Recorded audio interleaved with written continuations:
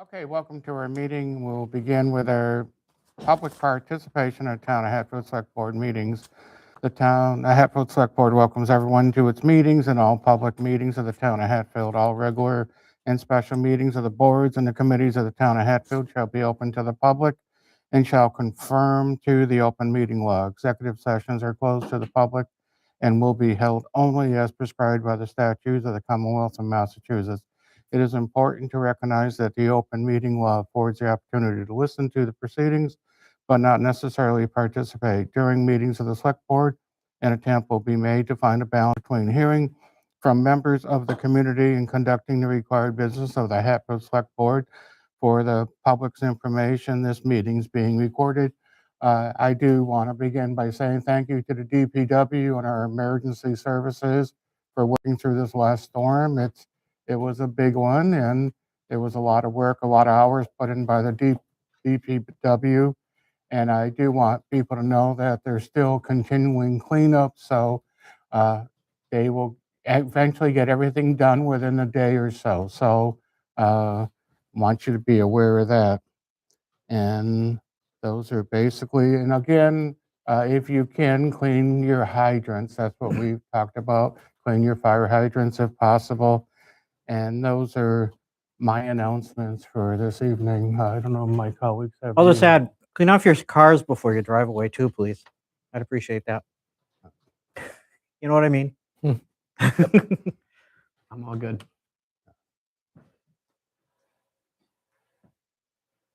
Okay. Anybody here for public forum?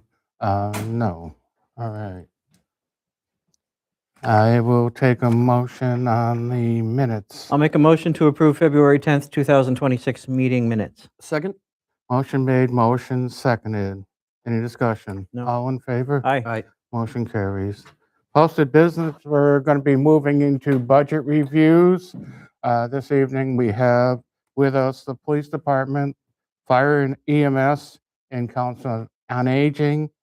And then we also do have a hearing at 6 o'clock. So if we're anywhere near 6, we'll have to stop. And we actually have 2 hearings, one at 6 and one right after. So that's how we'll proceed. So we'll start with Chief DeKochek is here with the police department. He is ready to present his department budget for the coming year. I believe you guys have a copy of it. It's level funded for the most part, with the exception of a contractual increase for me going into the fiscal 27 year. And there's also an addition in this year's budget. Our Comfort Dog program, well received, well liked.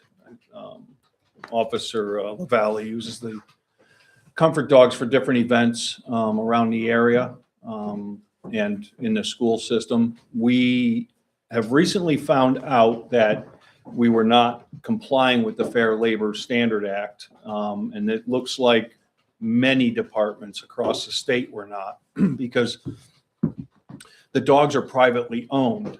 So until it was brought to all of our attention statewide that we still need to, she's not allowed to do it for free. Essentially, the law doesn't allow her to volunteer her time. So with that being said, the recommendation is 30 to 60 minutes per day she would have to be paid, and that's 365 days a year. So at 30 minutes per day times half her rate as a part-time officer, that's another $4,442 a year in salary, without discussing any COLAs this year, because we don't know that answer yet. But so that number is in that salary line as well, along with some expenses for the dog, the liability insurance, and then the normal upkeep. So essentially what the law says is you have to pay them for at least a minimum of 30 minutes per day, and general upkeep, food, and that type of stuff. So that total runs to about $6,700 in the addition to the budget. So that's the increase in the expense along with the increase in the salary line, if we want to keep the Comfort Dog program.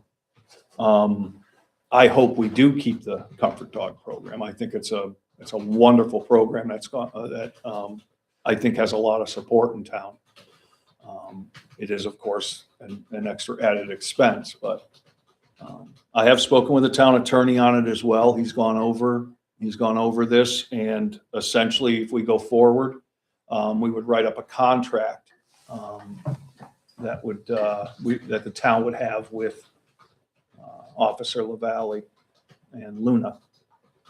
So basically what you're saying is the fair labor law says any department that has an animal, Mhm. they have to be compensated something for Yeah. taking care of that animal throughout the year. So this is where this is coming from. And our lawyer is going to write up something for us to sign. Is that what you're saying? If we get funding for it. Okay, Yes, if we get funding. if the town funds the program, then yes. We won't go forward with any contract or anything like that until I know that funding I has been mean, approved for us. I have heard it's money well spent for It is, the yeah. department to have a dog. It does a lot, right? I mean, I don't know if you've heard anything bad about the town and the dog, only No. positive stuff. Only positive, yeah. And it's good with the kids Yeah. and with others, so. Yeah, and Officer LaValle enjoys doing it too, she really enjoys doing it. And, so. Well, thank you for the explanation, because I saw that in the money line and I was wondering what that was for. Yeah, that's that extra, whatever, almost $7,000. That's what that is for, so. So does this include money to buy the food for? Yes. Okay. Yeah, so essentially the breakdown is just the food, the heartworm, the yearly wellness check, so on and so forth. What I spoke with the town attorney about was essentially, what if the dog gets sick or something? And we would not be responsible for that. It's still a privately owned animal. We benefit from having the dog, and that's why we have to pay for those normal expenses.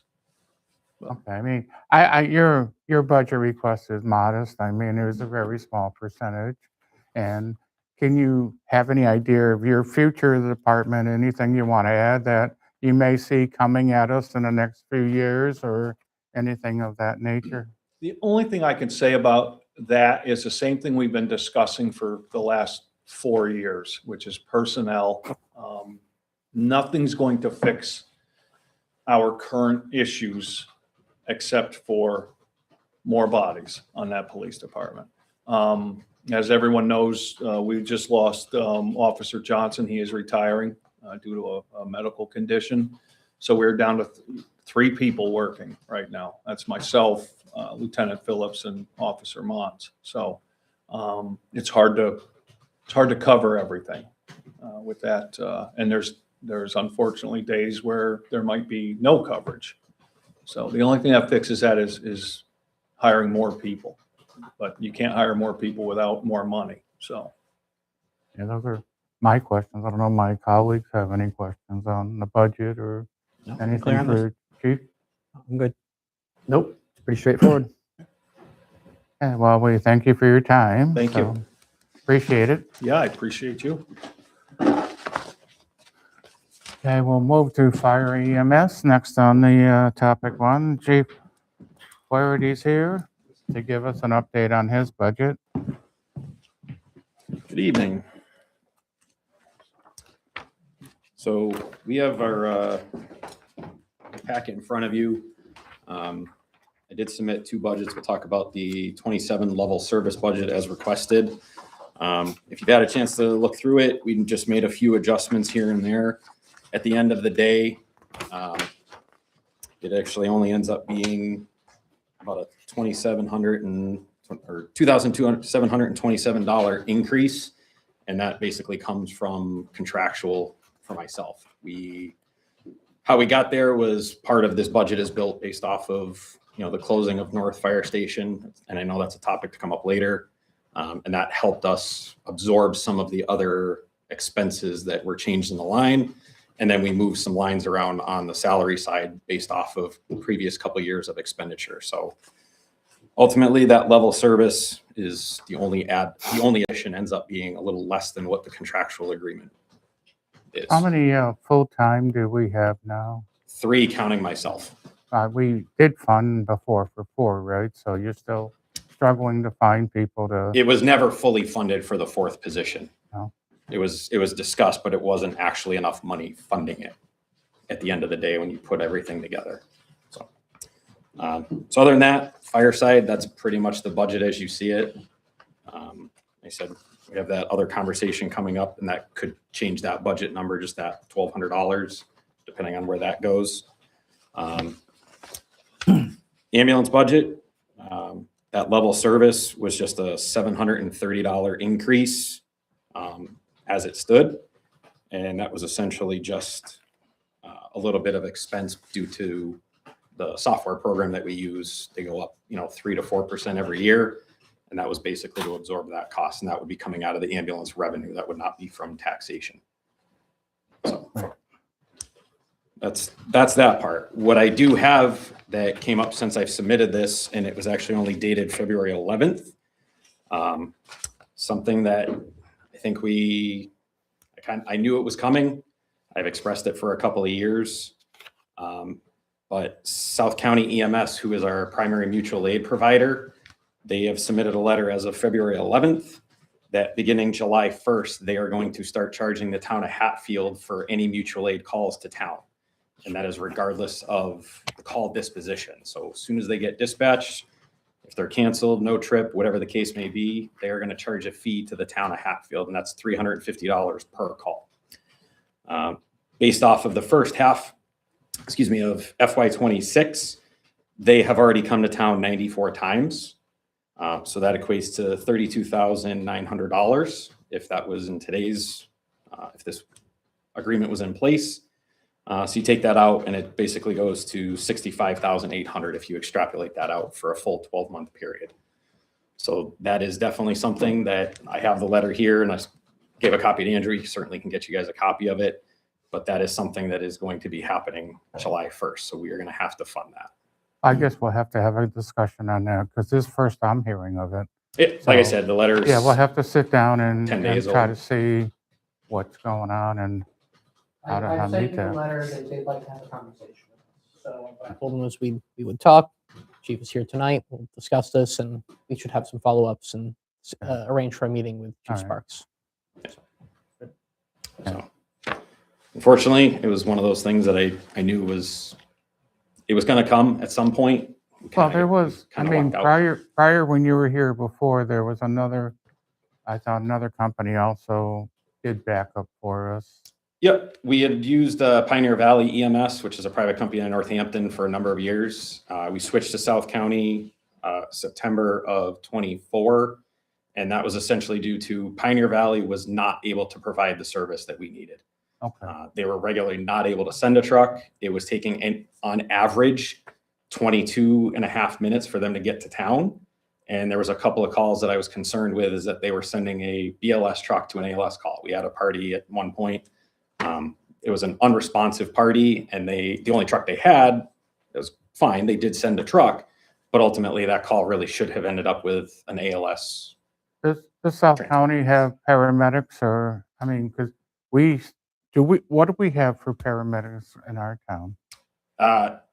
On the roster right now, there is 10, and there's one that has now not worked in about 90 days. So I'm actually dealing with that.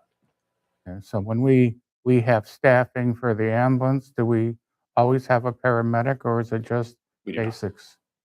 we do not always have a paramedic. But if we call South County, would they have They do. They paramedics? are And an if ALS service, Northampton comes, typically a double paramedic truck, actually. That's just how they staff. and if Northampton shows up, they're paramedics also, right? And I do have a letter from last year. I don't think I have it in this packet for this year. I do have a letter signed by Chief Keelis from Northampton. They will not take us on as a primary mutual aid. They're more than happy to come to us if they're called, but they do not want to be the first mutual aid call. And they don't have any interest in taking over Hatfield as the ambulance provider either. They are struggling to cover their own calls. So that's not really an option. We could certainly think about Pioneer Valley, but it's definitely going to double the amount of time that it's taking for other mutual aid to get here, and there's no guarantee that they're going to get the care that they should. I mean, So- we've struggled for years trying to get people full-time for our department, and it's. Our biggest problem is that we run with predominantly per diems. I mean, the full-timers, I work Monday through Friday. The other two full-time staff work 3 days a week, 16 hours a day, and it rotates. So it averages out for their 42-hour work week. But outside of that, all the rest of our employees are essentially at will. They pick and choose when they want to work. We can't force them to work due to their status. So it kind of is what it is. And if it doesn't line up with the rest of their schedule, there's not much we can do about it. All right. We do have a 2 shifts per month minimum that everybody has to work, but that still does not fill out all of the shifts based off of the staff. Okay, we'll have to have a future powwow. I mean, either if we can't find more people, then we probably be forced to go and have funding for South County. Worst, case scenario, that's all. Yeah, I mean, I think this particular letter comes down to is that your 2 options are either you're going to go with this South County proposal and we're going to have to fund that for a fiscal year that's part of our regular budget. And then the other option, or 2 options, I guess, would be is that Hatfield Ambulance goes to the 24/7. So then we know that we're staffed except for those simultaneous calls because those are inevitable. And then the worst case scenario would be is if we cannot do anything further, the ambulance would have to ultimately fold if we cannot staff it. And that's not something that I'm interested in, that's not good for the residents. But you're also talking if any other option is going to be come into the several $100,000 based off of the MRI study from a couple years ago. I think the And cheapest our version average was like calls 400. per day are still like 1.5. Yeah, I think we're right around there, 1.6, 1.8. Yeah. And I do want, the residents to understand, and we've had this conversation for a number of years, is that the staff, when they're here, they are also firefighters. The bulk of the work is EMS. Everybody understands that across the country, but these folks are dual role employees. They staff the fire truck, they staff the ambulance as well. And the fire side is also a place that we are struggling because we just don't have enough call staff in town and that are available. They all have other things going on in their personal lives. And there's not much we could do about it. Do you find that some folks go to a department because they wanted a little bit more calls, or something like that? I mean, the younger folks want more activity at a larger department with more calls, or do they? I mean, how does that work?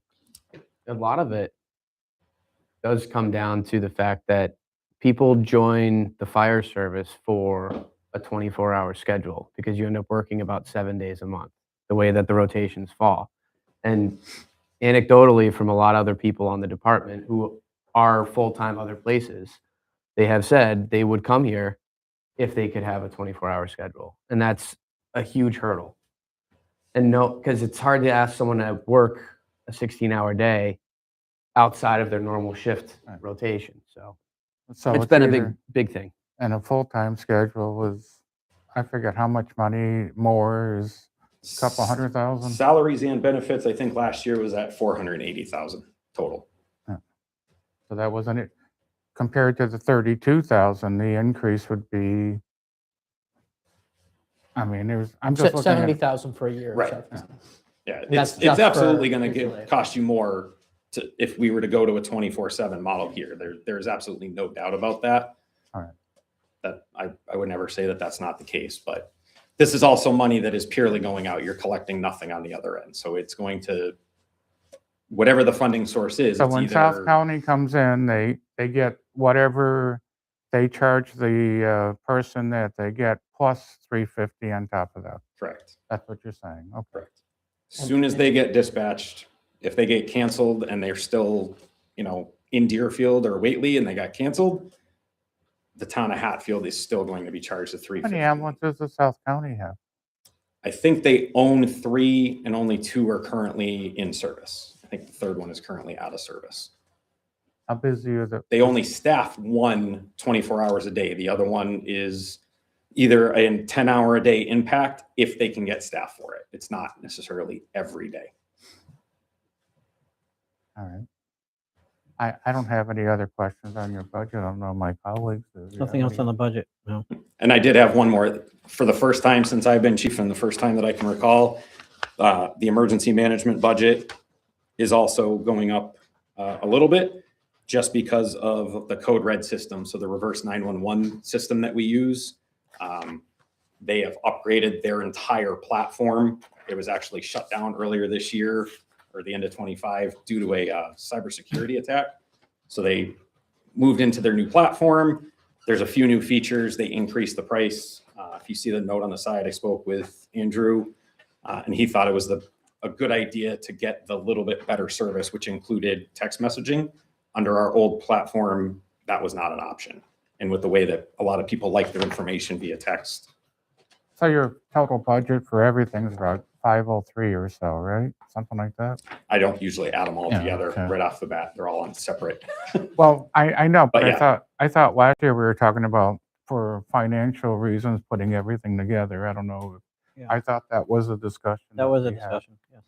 We typically show them as separate budgets, but we can show them all together if it's Okay. helpful for comparison. Yeah, last year sure. we asked, and the finance committee asked, to just Yeah. make it one budget, it's one department. I know, speaking to the accountant, they want everything separate. Okay.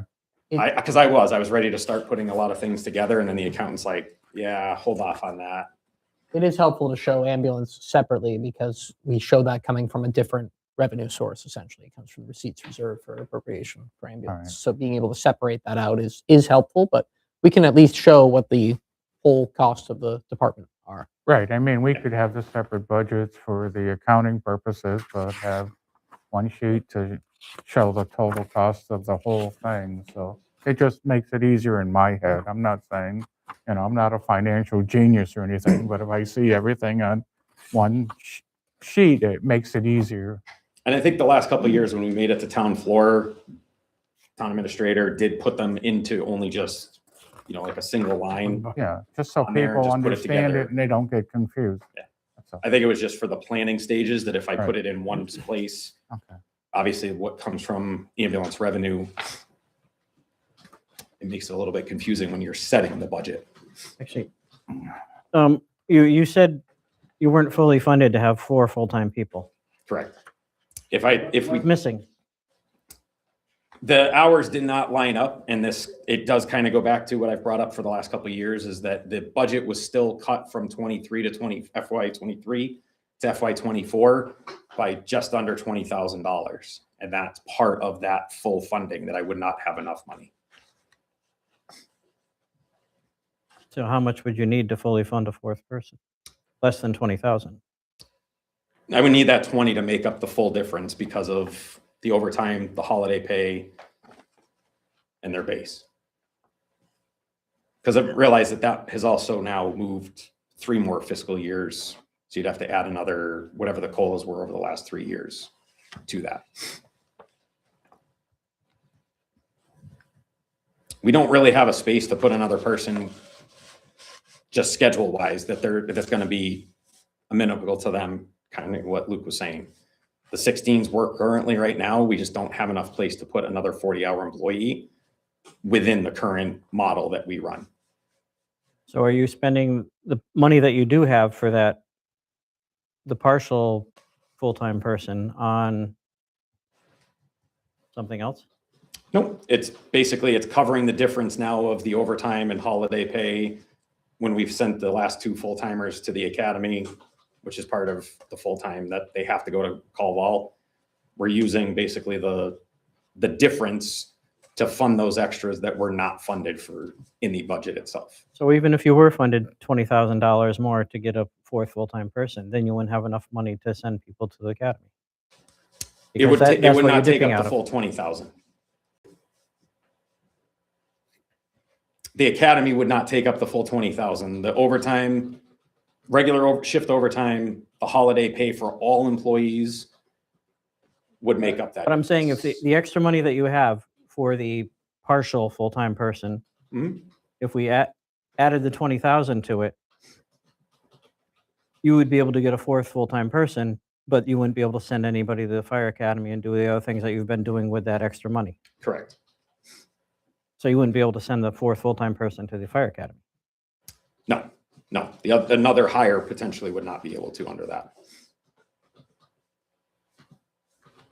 And we don't have another 40 hours.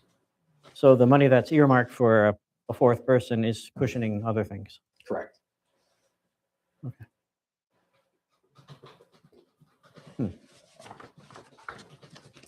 And what else is the emergency management doing other than doing code red?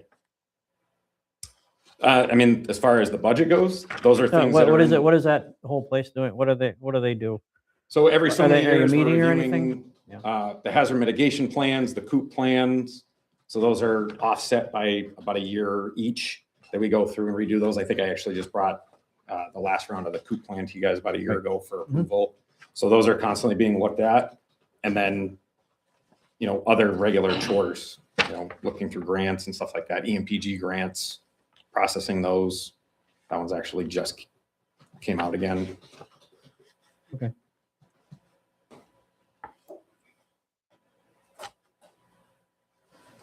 Almost up.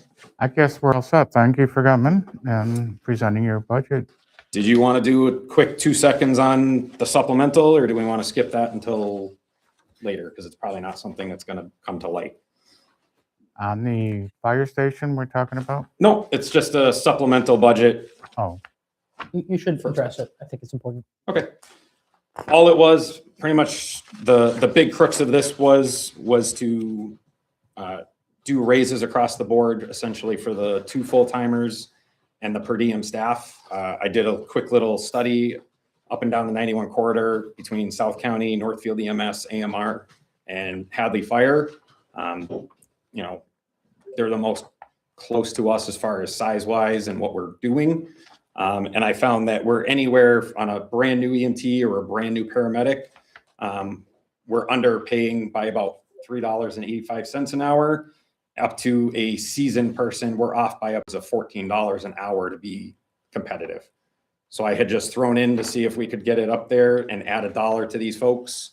Some of them have expressed that that would just go a long way, show that we're trying to get them where they could be. Because a lot of these folks, they could go anywhere else and make significantly more money. well, how does that Pretty much the reflect, same amount of work. how does that reflect in your budget? What would be the increase, the total increase? And, I mean, I would think that'd be part of the budget presentation, whatever. It's in the first sheet. additional It's a things you Second want. pack. It looks like it's about $2,200 for the additional full-time and $57.50 for the per diems. Yep. So under 10,000.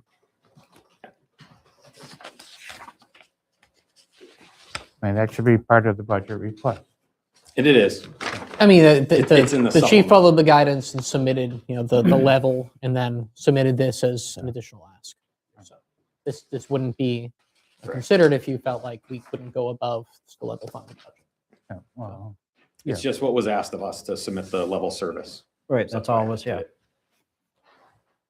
I don't have a problem with that. I mean, it's ultimately up to the town of Hatfield to decide anyway, so. Are you guys gonna be all set? I know that there's another conversation, but we just got a chimney fire, so I So get out of here. Okay. All right, chief had to go. Now we come up with Council of Aging. Sean and Jerry are here, and Cookie and Rainer in the back. And Yeah, we have a very straightforward budget request like most years. I think essentially it's what, 1,700, 1,750? 1775. 1,775 is all we're asking for an increase. And some of that is just, you know, normal things that typically go up. Our mailings, you know, with more seniors every year, those go up in price. Obviously, all of the events get a little bit more expensive, but what I always think is really worth pointing out is that outside of salaries and the Council on Aging, which runs an everyday weekday center, you know, really only has 1 full-time and then 2 part-time staff people. But outside of salary, all we request from the town each year, or this year, is $12,875 to run all of our programming. And a lot of that is due to, us working with a lot of elders to fundraise and figure out ways to support our programming. So we asked for a very minimal amount from the town. And all we're asking this year is $12,875 for all of our programming and just all of our normal positions as they've been. And every year since since I've been here, the Council on Aging has brought in more people every year. And I'm just going to mention the prior year, we had 14,581 duplicated visits. And then for FY25, we had 16,961. So that includes residents in town, and we also have out-of-town folks that come here too. Just like our folks go to out of town. Yeah. A lot of our folks will go to an event at Northampton or Deerfield. And the increase is due to the great program you guys are running downstairs. So since we don't have you that often and you're on TV, maybe you can, give a little bit about all the great programs that you're doing in town for the folks. Sure. So the Hatfield Council on Aging is running programs such as exercise programs. So we have Healthy Bones and Balance that is very popular. We usually have sometimes up to 45 people. So we're spewing out into the hallway at that point.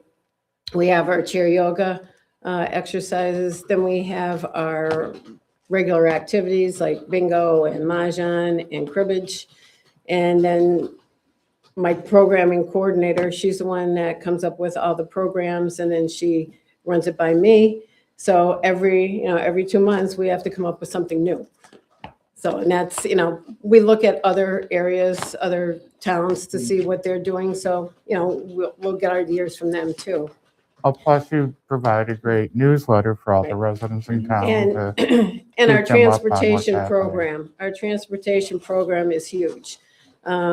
When I started here, it was very busy. We actually there was 5 drivers at that time. When COVID hit, that stopped. We were still doing minimal transportation for people because they needed to go to the bank or they needed to go grocery shopping. As the years have gone on, last year and this year, as we're starting, is full. I mean, when we have 3 drivers now. When you have 1 driver on vacation, okay, so you've got 2. If somebody happens to call out sick, you're down to 1.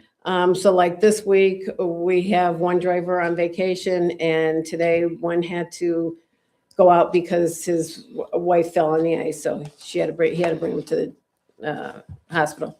So anyway, we're at the point, even with the 3 drivers, of saying for a few weeks that we can't take additional transportation, so we have to say no because we are full. So it's a very heavy schedule for the transportation department. So we anticipate asking for more funding for that in future years, and we would have sooner, except COVID actually substantially sort of brought down the number of some of those rides. And it took a while for them to build up, but now we're seeing it return back more to the patterns of the past. So in another year, it's going to be really overburdened. So we'll have to look at additional resources then. Yeah. But we continue to increase our fundraising to hopefully offset some of our programming expenses so that when that time comes, we'll be able to talk to you all about just moving a little bit here and there and then adding what you can, because we try to be responsible with the town's money as best we can. So.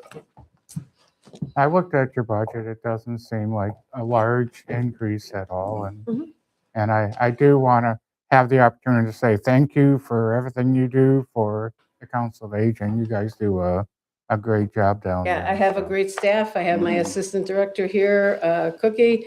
I've got my part-time with benefits driver, Glenn, and they're all phenomenal. I mean, the care that our drivers take with our clients when they go out, they do go above and beyond some other places, but we're a small town, so we can do that. I mean, I see, I'll be driving down Route 5 and I might see Glenn slowly walking, an elderly person out of her house to get her on that van to get her to her doctor's appointment. can we be more proud than being able to offer a service like that? You know, and we do all of this at $145,000 a year, serve meals every day, programming all day, call and visit to check in on elderly people who are struggling. Their kids will call us to fill us in on what's going on just so that we can go over and check in on them.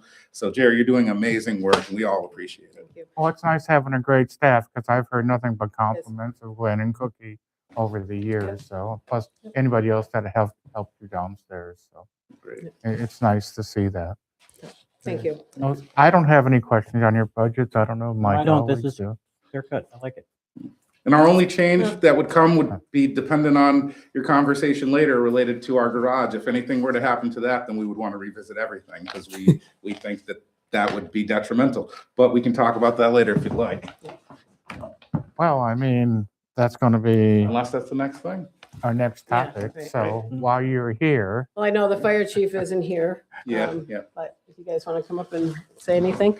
Right now, our 2 garages are right here in the back. Yeah, I'm in the wrong place. Are back there.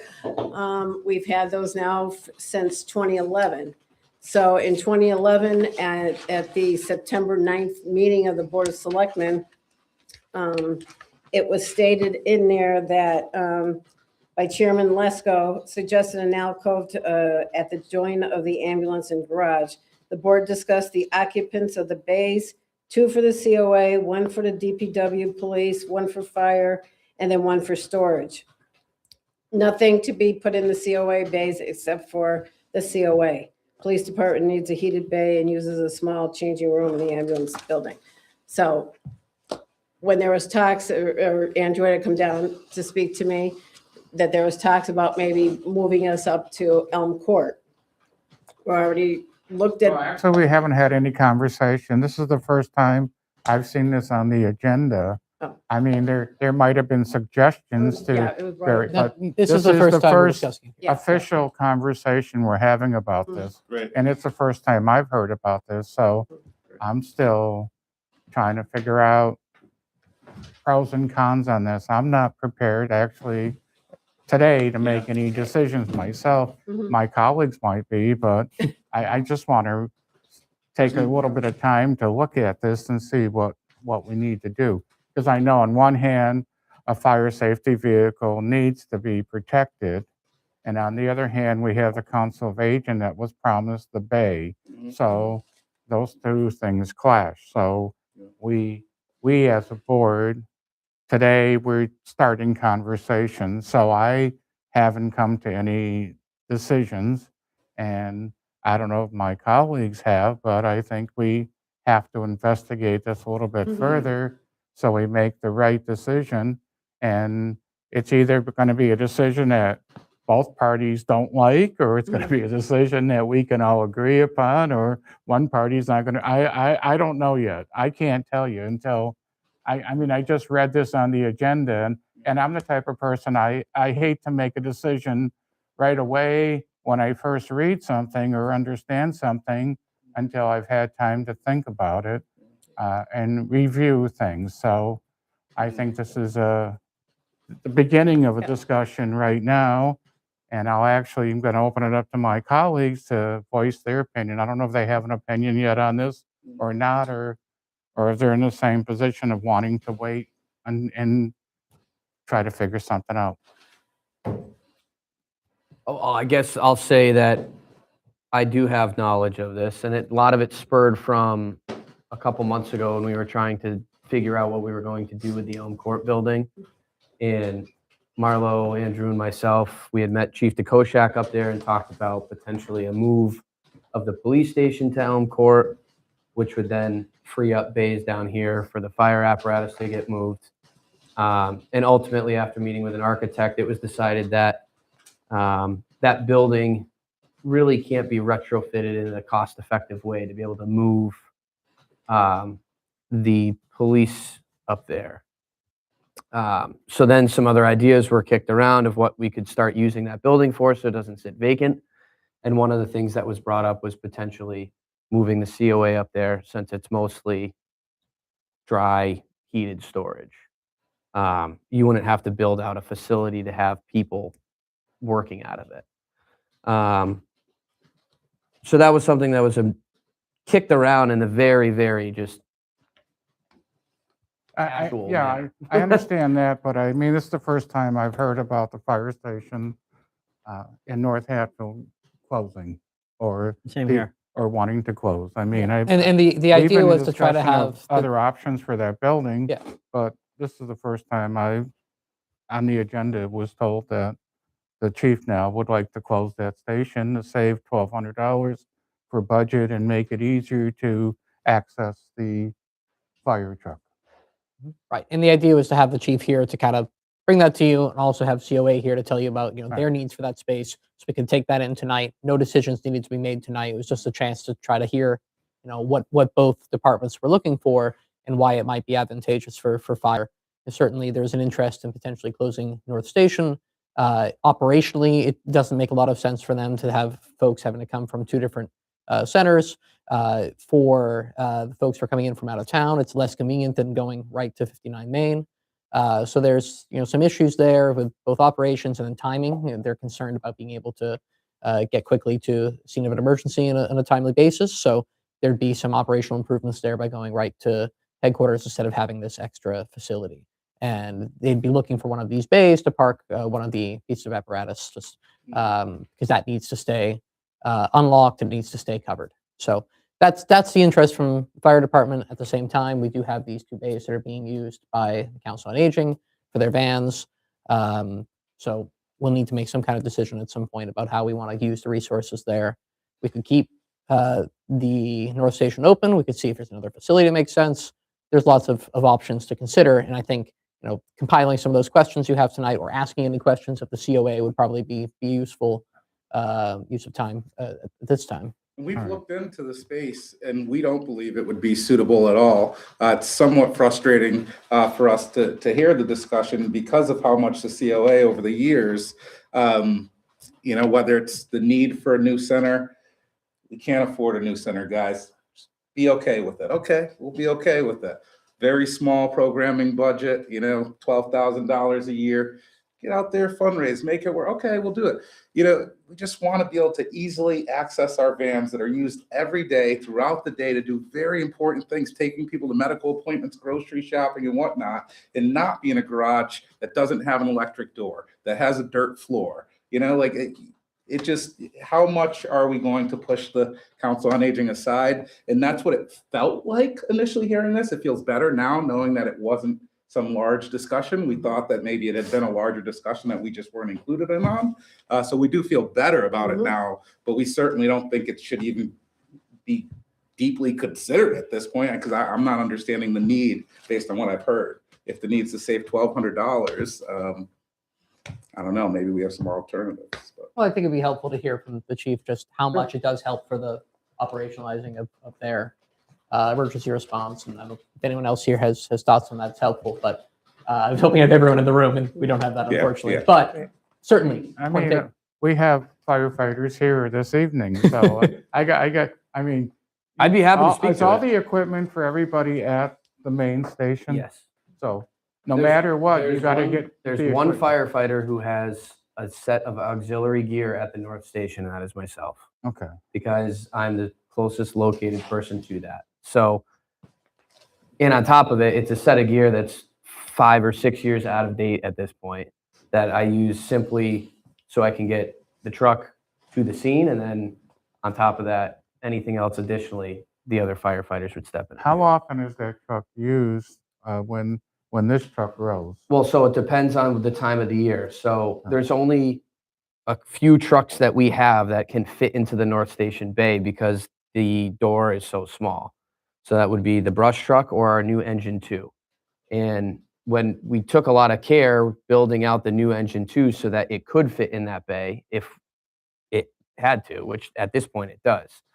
So depending on the time of year and which truck is going to be used more, that truck comes down to center station because more firefighters have the ability to respond here to get their gear and to get that So you truck. swap So we swap trucks every 6 months. every 6 months? Oh, from- roughly. And so it depends. Like our engine 2 is set up more for structural firefighting, chimney fires, things of that nature, versus the brush truck is a dedicated piece of equipment for brush fires that you don't use for very much else other than that. Okay. So during a heavy brush time of year, springtime, fall time typically, brush truck comes to center station so that it's easier to respond. And engine 2 moves to the north. And then during the winter months, when you're more prone to have a chimney fire, or the summer months where there's more chance to have additional car accidents and things of that nature, boating accidents that we need to have access with a smaller piece of equipment to the river areas, engine 2 comes to center station. So what I'm hearing is the majority or 90% of all firefighters will go to this station anyways. Everyone You're the other only than one that has myself the equipment up there, right? that has gear at the north Okay. station. I'm the only one. All right. All right. So again, nothing's been decided, but we'll let you know when we have, Andrew will tell you when it's going to be on the agenda. So we can try to have a powwow to see how we want to approach this. And I don't like saying we want to put COA to the side. I mean, that's not true. So No, but as we're looking at it, it is empty, there's no floor in there, it's not paved up there. So you're talking money to put into this, which could be $100,000, $200,000 or more to get that up to. yeah, well, I mean, we got to discuss it and then try to come up with a decision that everybody's in agreement with, which sometimes isn't the easiest thing, but we'll get there. I think we Okay. will. We will. All right, I Okay, just hope thank it's you. not a problem that needs to be solved on the backs of the Council on Aging. We're trying to carry as much weight as we can to keep everything, smooth and not increase our expenses. And so for something that our staff has asked to stay in that garage bay with all they've done, I hope that the town can make that work. Thank you. Okay, thank you. Thank you. Thank you. Thank you for being here.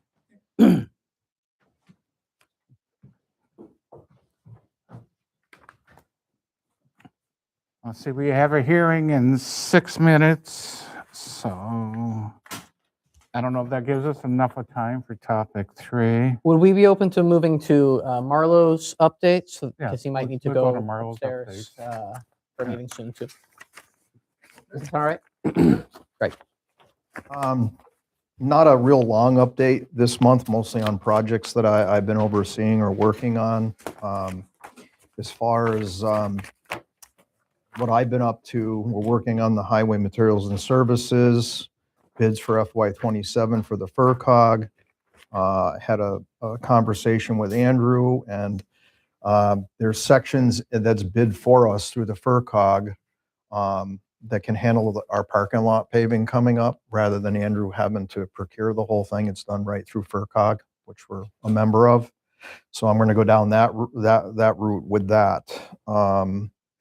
So as of Thursday, when I prepared this report, we've had 15 snow and ice events, mostly all on overtime, weekends, holidays. That's now increased to 17 since Friday. So Friday and Sunday storm. We are in deficit, as we talked about last month. I gave you an expense report that shows us about 20,000 to the negative, but that's a couple weeks behind. And of course, the last 2 storms were long ones for the crew. So I'll try and get you a more solid number as the accounting catches up and our invoices come in for. Now, on this last storm, I was told that because the governor declared this storm an emergency, there may be a possibility of getting some funding for the money we spent on this storm. Is that correct? So the latest news I got yesterday morning was at that point, they're going to determine what counties will fit the bill for as far as reimbursement.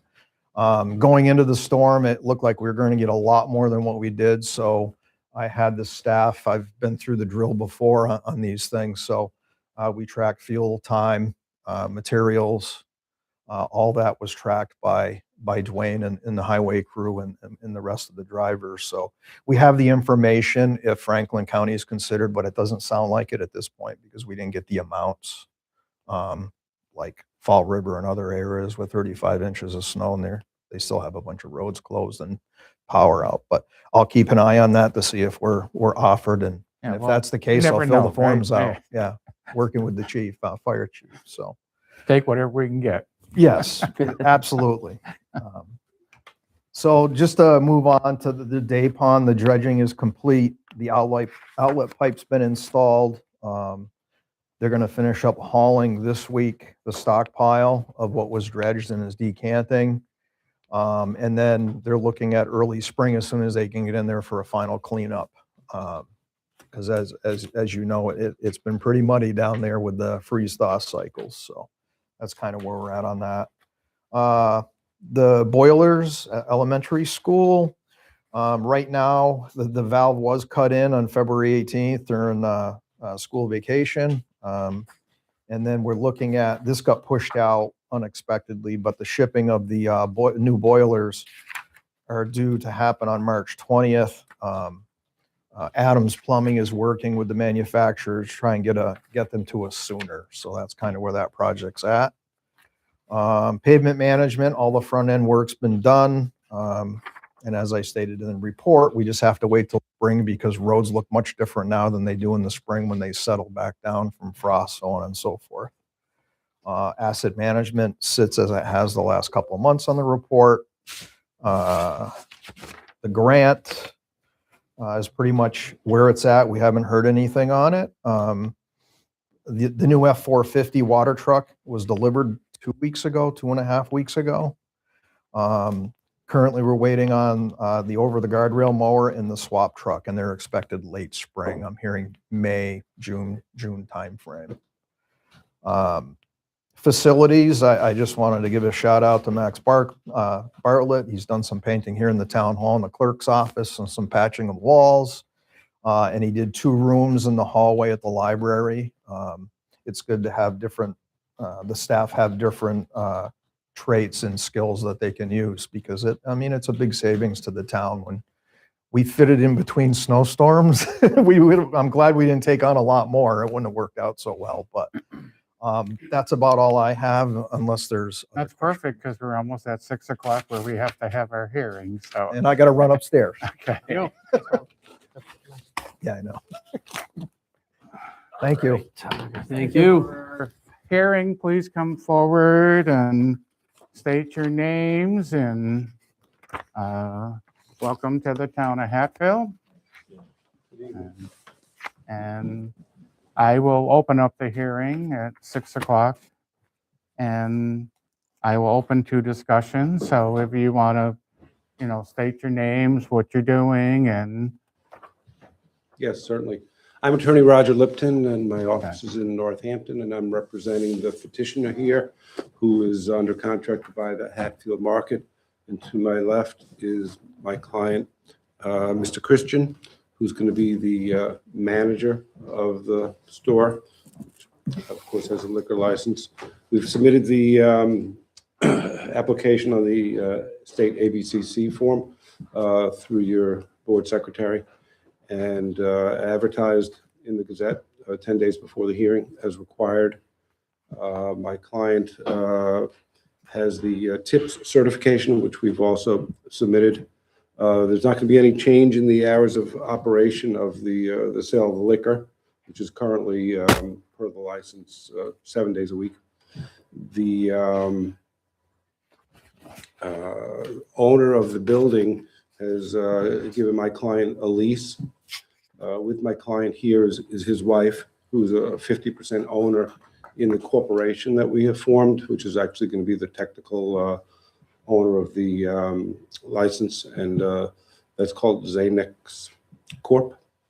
The seller is also a corporation. I thought one of their representatives was going to be here, but I don't. He's going to be almost there. He might be a little late. Okay. We're here to answer any questions that the board may have, and Okay, the only question I have, and since I've been on the board in the past, there's been a few violations of selling to minors. So do you have anything in place in your business to prevent this from happening? That's my only question. you can answer. You can answer if you want. That's fine. Well, he's got the TIPS certification, Yeah. which is very strong on age 21 being the age at which you have to be showing proof with a state license that you're eligible to purchase alcohol, and you intend to comply with all the state laws, don't you? Yes, I do. And I also worked in the past, liquor stores. Right now, I work in the Air Force, which is in Westfield. So this is my new beginning, but I'll make sure I do not sell alcohol to a minor or any kind of like illegal activities. So Okay. I'll comply all the laws and regulations. He's a military policeman at Westover Air Force Base, so understands laws and is thank geared you towards for your enforcing service. laws. Yeah, I'll make sure. Okay, those are my questions. I don't know if my colleagues have any questions. I do not. No, looks Okay, and good. Karen, everything's in order. Oh, is she- So very good. with the hearing, I will now go, if there's anybody in here that's opposed to this license. There's nobody here opposed to the license. Is there anybody here in favor of this license? We have the current owner. Well, okay, so I assume he's I in favor. will move to close the public comments, and I will go into discussion now with my colleagues. I don't have a problem over this license. I hope you have great success. Thank you, The sir. only thing I would say is watch for selling to minors. That's the only thing. That store has always been a good store for the town. It's been very successful over the years, and there's a lot of history there. So I'm happy it's continuing. Yeah, So absolutely, sir. do you have any discussion amongst ourselves? I have nothing to add. I agree with you 100%. I wish you luck, Thank you, sir. Yeah. I appreciate it. and thank you for your service. Oh, yeah, thank you, sir. Thank you for your support. And with that being said, I'll entertain a motion. I will now, yeah, because we're in discussion, I will now entertain a motion from my colleagues. I'll make a motion to approve the application for transfer of liquor license from Axog Incorporated doing business as Hatfield Market to Zanix Corporation doing business as Hatfield Market. Second. Okay, motion made, motion seconded. Any discussion? No. All in favor? Aye. Motion carries. Good luck with your endeavors, and Yeah, hope you do well. yeah, thank you, sir. Thank you Thank for your you, time. board members, thank you. Thank you. Thank you. Thank you. Okay, with that being said, we'll move to our second hearing. I will now move to deliberation to open the hearing. And hearing will be for deliberations on regulations for Insurance Advisory Committee. And my understanding, I mean, I'll go for discussion. Andrew can fill us in on what this is all about. Absolutely. So the advice of council, the recommendation was to have regulations that were passed that would set up this insurance advisory committee group. So to make any changes to health insurance benefits for our employees, it has to be bargained through our public employee committee, which already exists. But also there's a process to get advice from this insurance advisory committee. This is set by state statute. This IAC, we haven't had one in the past. So in order to set up who is a member of it, how long are the terms, these other kind of foundational questions, what's their charge, it was recommended to pass a regulation on this. And council also recommended that we have a public hearing. So we did post it on our website as council advised. And then we have a draft of these regulations for you. I think they're pretty straightforward. It's adopted from a couple of other towns out here that have similar regulations. It makes a select board the appointing authority. And it makes membership basically as representative of our different groups of employees as possible. So the requirements from the state is that any union employee groups are represented. So there's 3 members that would be appointed because they are on our 3 different unions. There's also a requirement for a retiree representative, and that's specified in the regulations. And then just to the best of our abilities, we then need to just have other groups represented as needed. And that we took to mean including department heads, public safety, kind of administration and finance as kind of different groups. That's not exactly spelled out in the regulations, but that's what comes from the appointments that we plan to make. And the regulations also say that membership lasts 3 years and that it doesn't have to be to include a appointment or a swearing in from the town clerk. This is all people who are serving based on being employees of the town. So I think the regulations are pretty straightforward, but I'll take any questions that you have on them. Okay, so any questions on this advisory committee? No, it's just each union, they send you somebody. That's correct. The unions They pick their select- people. They Yeah, select their person, so that's just 3 unions, that's easy. that's correct. And, yeah, so this is just a hearing to have a committee. That's right. That's easy. Okay. So I'll move with, is there anybody here for public comment on the advisory committee? There's nobody here for that. With that being said, I will close the hearing on deliberations for regulations for insurance advisory committee. And And I'll make I a guess- motion to approve the proposed regulations on insurance advisory committee. Second. motion made, motion seconded. Any discussion? All in favor? Aye. Motion carries. Now, the second point would be to appoint the members listed on that committee. That's correct. Okay, so I'll I entertain a motion will- on I will make presented a for m- us as 8 members. Yeah. I will make a motion to appoint DPW Director Marlo Warner, Lieutenant Clint Phillips, Donald Vollinger, Kim Robinson, Karen Baker, Jennifer Pavleri, Karen Broder, and Marlene Machonsky to the Insurance Advisory Committee. Motion made. I'll second that. Any discussion? All in favor? Aye.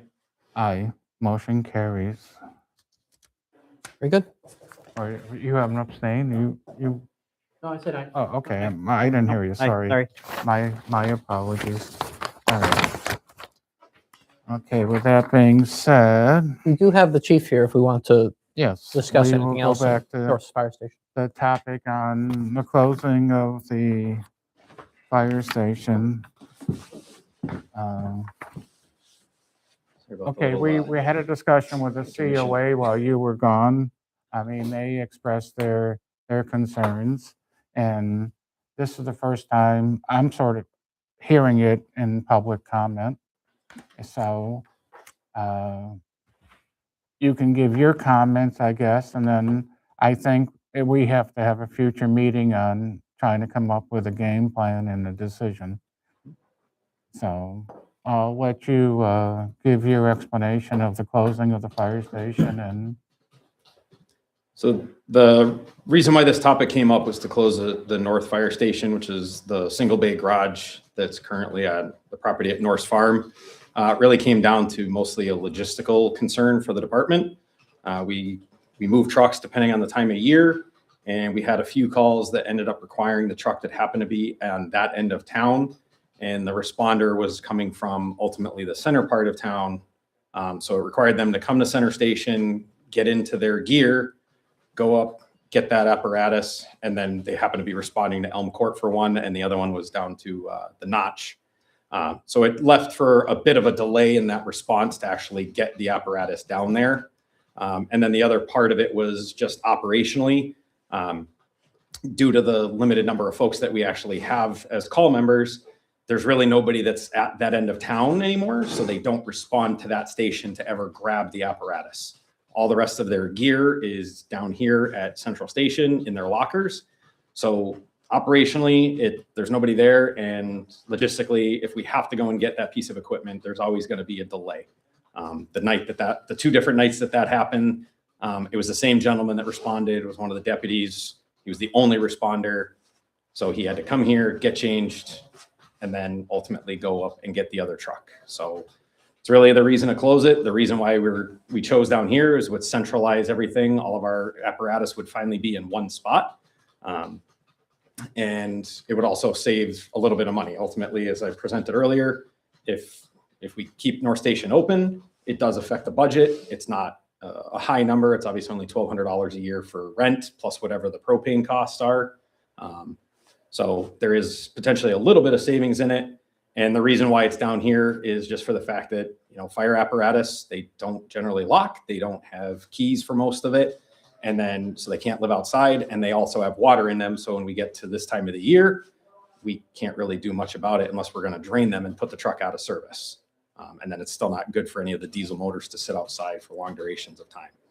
But what I did tell the COA is, since this is the first time I'm actually hearing about closing the station, is I didn't want to make a decision tonight. I just, if that's okay, I mean, it's not, we need to actually get a committee together or get some ideas together on what we can do, because I know the COA has some valid concerns, and I know it's important to keep the fire truck inside of a building and keep it warm, especially in the wintertime. So, I mean, that was my opinion. And Captain Luke also gave some pointers on, you know, the truck and having to move vehicles. I was never aware of that. So this was an interesting conversation on how things operate. So I don't know if you have any questions. I do. Will this, if you were to close that station up there, would that change our insurance ratings at all? Based off of the last review, which was done in 2022, the credit for having that station, because it's not a manned station, I think actually ended up being 0.2 of a point, and even the upgrades that we did do never changed our score. We had done a lot of improvements over the last time that they were here, which was actually almost 20 years. You know, backup generators at dispatch, which isn't our problem, but it ultimately is part of the scoring. There's a lot of things, hose testing, we've never used to do. Now all those things are done. So you would have thought we would have picked up a lot of credits because of things that we have, and then our staffing. And at the end of the day, our score when it came back was the exact same from 2002. So it's not going to ultimately change our score at all. I mean, I'm just thinking out of the box. I have no idea. I'm just saying, is there any room at all for adding an addition onto the existing station coming towards the parking lot? I know we have the stone that's dedicated to a fallen firefighter. I don't know if that would be an issue, but would there be actually room from one side just and making it another bay there? I'm just think- I looking mean, at different things, not saying it's a good idea or a bad idea, that's all. I would say from a construction standpoint, it's absolutely possible. It's just from a financial standpoint, what's going to make more financial sense? Doing that or pouring a floor in the building that is already erected on Elm Court Right. and utilizing that space so that that building doesn't continue to sit vacant. So when you guys had your review of that building, it was basically to make it into a police station, but did you have a discussion of making it into like a garage? It is a garage. Okay, so, but I mean, did you have any discussion on cost with the architect of? The only thing that we would have to do is we'd have to put pouring the floor out to bid, and if they wanted electric door openers, having those installed. So electricity or the floor, would it require, well, it's a garage, I guess it wouldn't require plumbing, right, or? Mm-mm. No, so, and maybe that's another option too. I don't know. I know COA doesn't want to go up there, but that's one way to protect that, their vans. I mean, that's just food for thought, that's all. Just kicking out ideas, the expense of that, expense for this. So I guess my suggestion was we will have another meeting to storm through this and try to figure out a good approach, because I'd like to do it sooner than later, because town meeting's coming in case we need to ask for some funding. That's the best place to do it. That's Because why I they- wanted to kind they- of bring it up now because it Right, affects a lot of the Exactly. next couple months. right. That was So, Elm Court was my original thought. If it was going to happen, is that it is a building that's already owned by the town, and it was a possibility if it comes to fruition. okay. So I wasn't trying to completely push them out and leave them outside. It was just another option. We just don't really have that ability to, leave them outdoors. Okay, perfect. How many Okay. bays are over there? Elm Court No, here. here in total, I mean, the Council on Aging has 2, Police has 2, police has 2, tanker has 1. you have 1, so there's 5 bays over there? correct. And the bay is large enough for the apparatus that you have? Yes, it is. Is that bay heated? Yes. Okay. Now, would that bay then have to have any modifications like an exhaust system?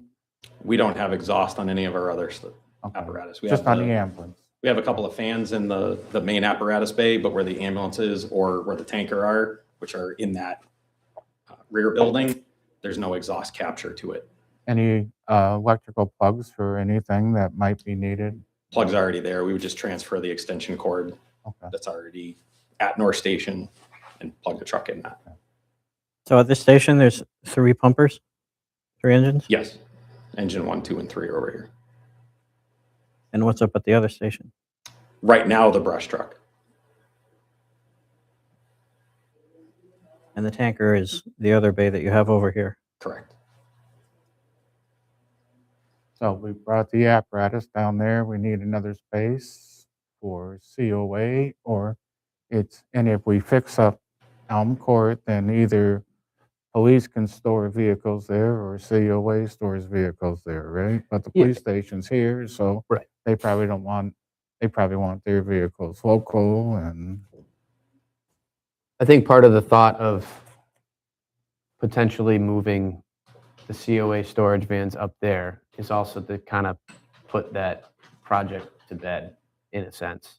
Pour the floor, allow the town to actually be able to use the building since we've spent a decent amount of money erecting it. And there's 3 bays up there, so the 3rd bay could be used for dry storage for another town vehicle if it was needed, whether it's DPW, school van, what have you. so maybe if we So- present to the town a different use of that building, it might go through this time. Yeah. A use. Yeah, a use. Yeah, I think Could be a any use justification at this for it. point is financially responsible to finish this building off. It's very close to being able to be used for something. Right, I mean, that's been the whole thing, trying to present something to the town Right. that they would be in agreement with Right. and be able to use the building. So this might be the solution. Yeah, and just to go back and touch on it, when we had met with the architect about potentially moving police there, it was cost prohibitive to try to retrofit that building to be able to for that use. It But was for going to be garages- almost the same price to just build a new building, which squashed that whole conversation. So being able to find a use for that building that we already paid to do 95% of the work on would be. I don't want to be- guess prices, I just, be nice to get an idea, what would be the cost to make that into a storage garage? With, We can find that out. Yeah, that'd be Yeah. quite easy. so it would need cement floor, electrical for electric garage door openers, and we're not going to be required to have anything else as far as code. I don't think so, but I'll find out. So the fire department has 5 vehicles that they need bays for. Is that correct? Correct. And there's 5 bays over here. There's no chance you guys can't just swap everything? I'm just thinking outside the box here. I'm just thinking, why not move the fire department over there and Over where? over to those 5 bays? Yeah. And let the others have the fire station. They will fit. The problem is That's an that you have interesting police thing to look vehicles that at. are involved in that 5-bay shuffle. Right. 3 cruisers. You'd have to do are something with the also 3 part of cruisers. it. Well, they could probably double stack in here though, right? So At the current fire station. The fire trucks, the other, like the 2 big engines that we have won't fit in the other They bay. won't fit over they're there? too long. for They're that. too long Oh, for the okay. other building. The smaller apparatus, so the brush truck, the tanker, and engine 2 would all fit into the bays that we're discussing in the back building, but engine 1 and engine 3 would not fit. Oh. They're too long. Yeah. I think the whole bay is 32, I think is what we measured. And engine 1 and engine 3 are 34.7 and 34.10. And the police cruisers have to be separate from other vehicles? Currently, they are. Part of this, if this were to change, we would actually kind of flip-flop and we would move our tanker and the brush truck would be next to each other. on the two end bays. And then the cops would end up having, instead of being their cruisers on the end, they would take over the two bays that are immediately adjacent to the police station. But they need divided bays. They don't. It's not required because they're currently in with COA vans. Oh. They just lock their cruisers every night. They would lock them anyway, even if they were in there by themselves, they would still lock them.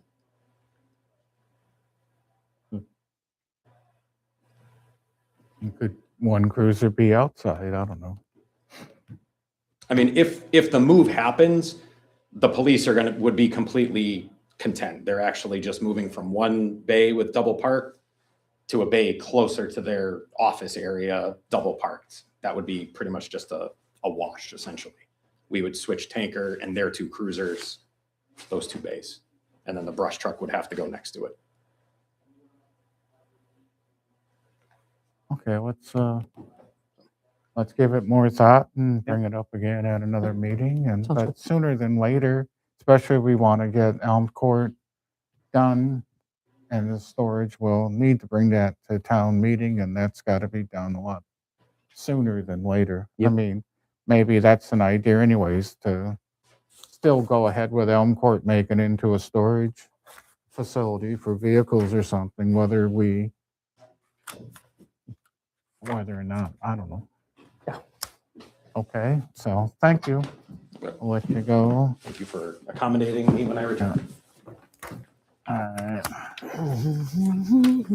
So if you wouldn't mind, Mr. Chair, fully jumping around, if we go to item 9, just because we do have somebody here to discuss that item Yes. on I'm our going to virtual take meeting. John, we're going to take a quick break here, okay? I'll be right back in Great. 2 minutes.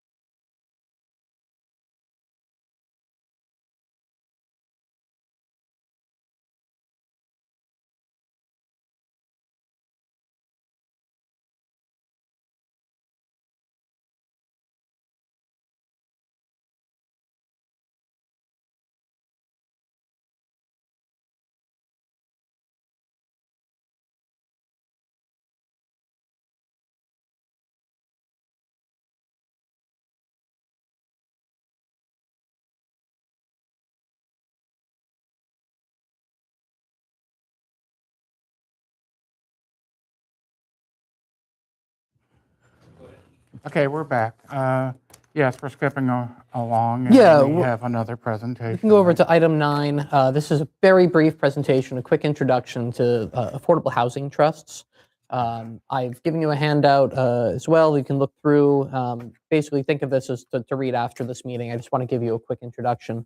At the last meeting, I talked about how we'd received technical assistance from the Massachusetts Housing Partnership to help us over the next year or so in establishing a affordable housing trust. This is something that was flagged by our comprehensive plan as something we're interested in doing. I have from Massachusetts Housing Partnership, Shelley Gehring, who is joining us tonight. I'll give a brief overview, and then she's here to answer any questions. Basically, it's a helpful tool that a lot of communities have established. It's an additional board or committee that is responsible for affordable housing in communities. And it's something that could fit us nicely since we have established a Community Preservation Act. A lot of towns use the Affordable Housing Trust as essentially the group that then receives funds from the Community Preservation Act for community housing and then helps decide how to use them.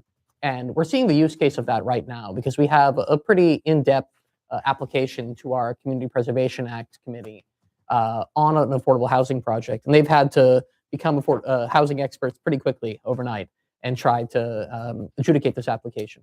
So instead, if they're the organization that's deciding how much funds to put towards affordable housing, and then you have a dedicated group of folks who can receive training and be the group that is determining how to use those funds, it could work out nicely for the town. So that's just kind of a use case that we're going through at this very moment. What that would do, though, is that those funds, if CPC makes a recommendation to put them towards affordable housing, towards the Affordable Housing Trust, that would go through town meeting.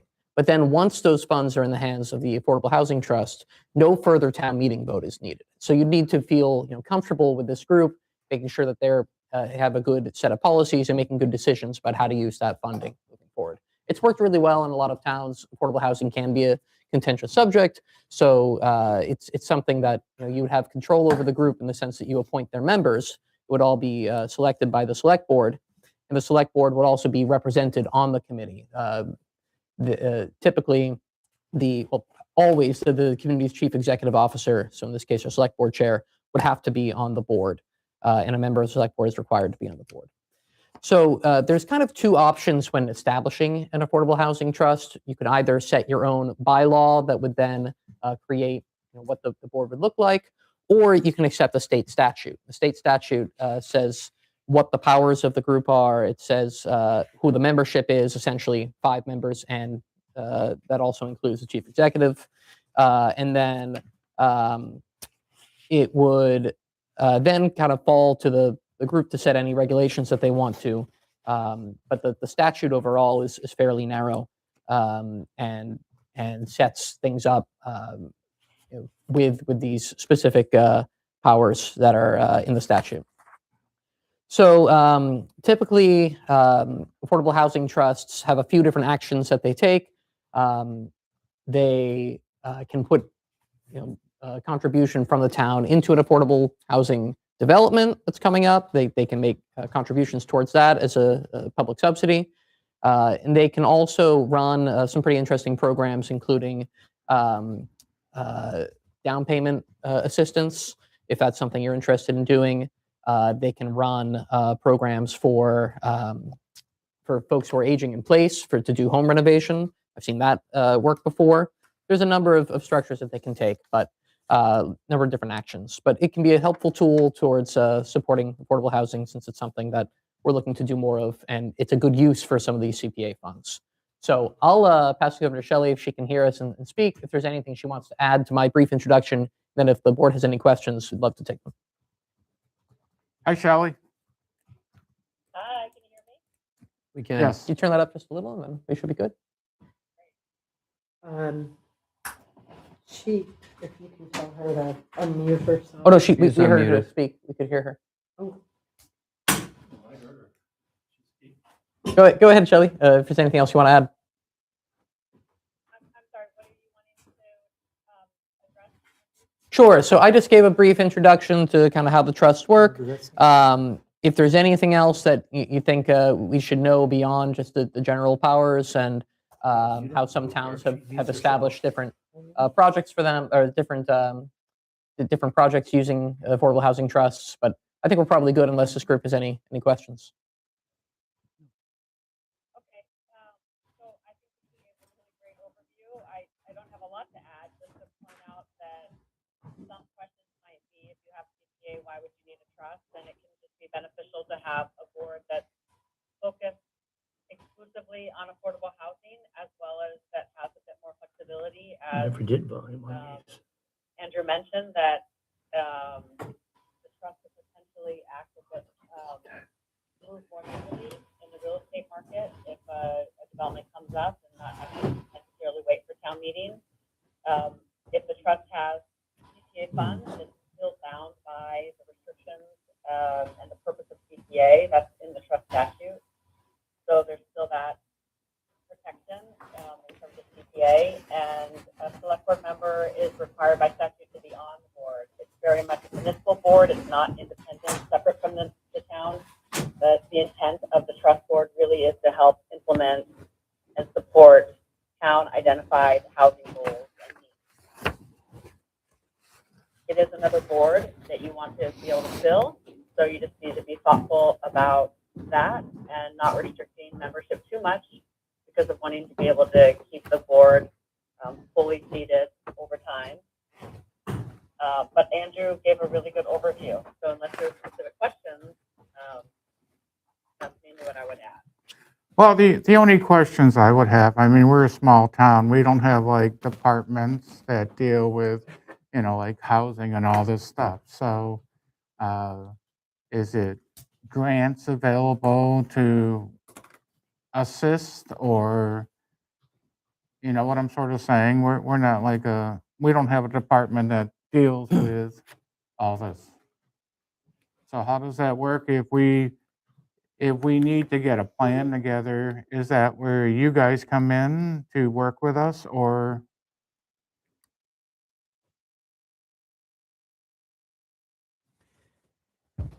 So I think the housing partnership does offer a decent amount of technical assistance for considering applications for CPA. They are helping us now with this process, potentially starting a trust. So there are resources out there, which is nice, and there's trainings as well for folks who are members of these affordable housing trusts.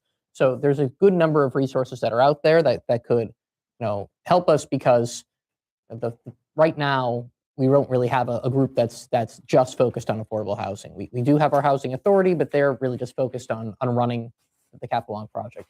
We have CPC, which will then, look at these applications that come in for affordable housing, but they have applications about recreation, open space, all these other things as well. And a lot of them are serving on other boards and don't really have the time to focus on this.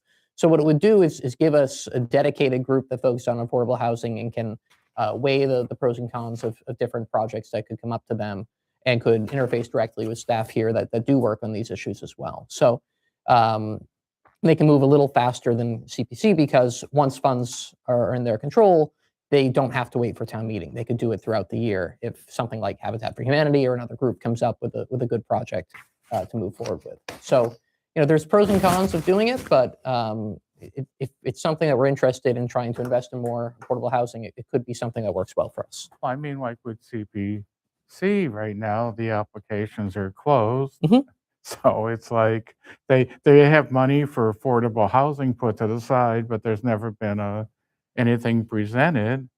So I mean, with the CPC stuff, does that mean this plan would have to wait till the next cycle of when they open again, or? They'd have to what wait I'm until saying? next year to receive funding. But then if, say, CPC decided to give them $150,000 to use towards affordable housing, if they get a great application 2 weeks after that, they're ready to go. They could entertain it. They can have public meetings, whatever else, but they wouldn't have to wait until town meeting. They could move with some kind of support for a good project. I mean, to me, it's like I'm trying to visualize. I usually use a spreadsheet. You know what I'm saying? Yeah. So the steps, the various steps. So I'm trying to visualize in my head how the various steps would work with this. Not that I'm not opposed to affordable housing.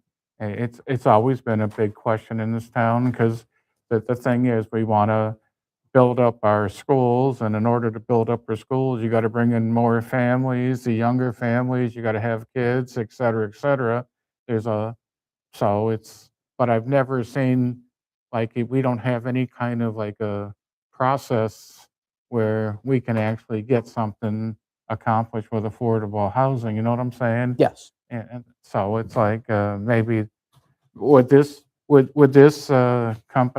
group actually help us with a process of what has to be done in order to accomplish it? So what it would give you is a dedicated group that's focused on affordable housing. It would streamline the process for potentially funding it, get money out faster should CPA or another body determine that they should be funded to a certain extent. And it would train up some capacity. It would get some members, to learn more about how to support housing, and maybe would get some more conversations going. It wouldn't, and then they would be able to interface with Mass Housing Partnership, Mass Housing, other groups out there that are looking to try to spread more affordable housing. So it would give you hopefully some more capacity and just some more dedicated people focused on affordable housing. So, I mean, what group right now do we have that we could call on to get it started? Is it something we have to develop? Like somebody from CPC, somebody from whatever, you know what I'm saying? Who would actually be on this kind of committee? Yeah. We'd have to see from the public who would want to get involved in this kind of committee. I think Right. we have some people who are interested in affordable housing in town, but it's a real big question for us. Could we find 4 people who would want to serve in a committee like this? And I'm saying 4 because you need 5, but one would be one of you 3 would be on it. So that's a decision we'd have to make. Is, do you feel confident that you could find 4 other people in town who care enough about affordable housing that we could staff that? I think the answer is yes, but you 3 are more tapped in than I am. Yeah, I mean, I'm just trying to figure out the process, that's all, and how that spreadsheet. I'm happy to create that for the next meeting, kind of put together a little bit of here's how it works, both for the funding piece, for the appointment piece, for the, what a statute would look That like. would help me. I'm mean, happy to do that. I don't know if it. Yeah.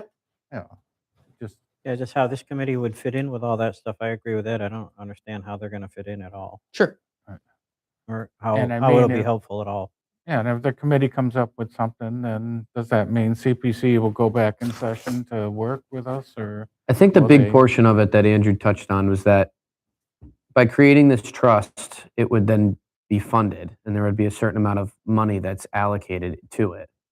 And so the trust would have the ability to control what that money is spent on without having to go to town meeting. And where does the money come from? So some of it would more than likely either be either contribution from the state, or we would have to start we'd have to contribute some initially. I mean, CPC does have money put to the side for affordable housing. Can that be worked in with this trust somehow? Yes. Yes. That's So what they I'm- would vote to allocate money to the Affordable Housing Trust, say from $100,000 a CPC. year from CPC. Okay. So that would go from their coffers into the Affordable Housing Trust. And then if an application comes in for a project relating to affordable housing, the trust could choose to fund it if they thought it was a good project. Because that'd be something that would have to go to town meeting in order. And that's the thing. Once it's in the pockets of the Affordable Housing Trust, it doesn't have to go to town meeting. It only goes through town meeting through the Community Right, Preservation Act committee. So in order to do all this stuff, if we can get that spreadsheet or steps involved, then we will know what we can bring to town meeting, what we have to bring to town meeting, or and I mean, we also need CPC to be on board, because they may say, well, we don't want to give up control of that money for Mhm. affordable housing, or they may say, yeah, we do want to give up that. I mean, it might, and ultimately, the town should decide anyway, so. Yes, the town would have to Have to. decide about forming an Right. affordable housing trust, and they would also decide, if they want to allocate money to them annually. Well, And that's if- kind of the control, right? If the affordable housing trust does a bad job, they're not getting any more money from the Right. town. It'd be something of moving money from CPC that's targeted for affordable housing into the trust. Something like that, right? Mhm. Yeah, And it'll have to Yeah. go to town meeting to even form this trust. That's correct. correct. Yes. Shelley, So- anything to add on any of that? I think you're really getting at the crux of the matter, which I appreciate. Yeah. Yeah, sorry, kind of cutting me off with the phone call, but it all sounds like it's a good conversation that you're having, and I don't have anything to add at this point. Sounds good. All right. Yeah, I want to know how to drive the car. I just want to know how to start it and put it in gear and move forward. That's Yeah. all. Okay. So one thing that we could provide is, and I've talked with the Andrew about this, but just to tell all of you that I oftentimes do a Affordable Housing Trust Fund 101 kind of virtual training around kind of an overview of briefly of the statute, some best practices, the kinds of things that a trust can engage in and that trusts are funding around the state. So we can do that, and it can be open to different stakeholders in the community if you think that could be useful. Right. Because we want to be able to bring the town meeting all the pertinent information so the town know what they're voting on, and we know exactly what's happening and they know exactly what's happening. That's all. We can do a FAQ kind of 1 or 2 pager of just commonly asked questions for folks in the community to review so that they feel more familiar with the tool as well. I suppose as we move forward in this process of understanding it, then we'll know what questions they might be able to ask. Because right now, I'm not sure which questions to ask. I just know how do we get started and how do we move forward and what's going to be involved. So, I think you're asking the right questions, which is good. So, and then we have some resources to help us figure out how to message this and get good questions out there answered. So, yeah, I think I'll plan to provide more information in the next meeting, and I think we can keep this moving. Sounds good. Excellent. perfect. Cool. Thank you, Thank Shelley. you, Shelley, for your time. Appreciate it. Thank you. Take care. Okay, we were skipping around and We still need to do topic 3. Oh, yeah. yeah, Colonial Power Group proposal, aggregate energy. That's the last one before we go into executive session, I believe. And the Yeah, town I administrator can do report, my yeah. report quickly. All right, so let's talk Colonial Power Group. So we've talked about this twice before. How's it going? Good. Sorry, my computer froze up. Just going to my notes. So just as a little bit of background for residents who are tuning into this either the first time or have heard about this before. So we have a Community Choice Power Agreement program, and we sign these contracts with these organizations with a broker who then helps us go to a supplier. And we do it in order to provide another option for residents, really at limited risk to the town, that opts in an electricity rate. And typically over the life of the contract, you'll see that it's a more stable rate, and then it's also usually at times, especially during the most expensive times for providing power, going to beat the basic service rate. And we saw that early on in our contract, which was great.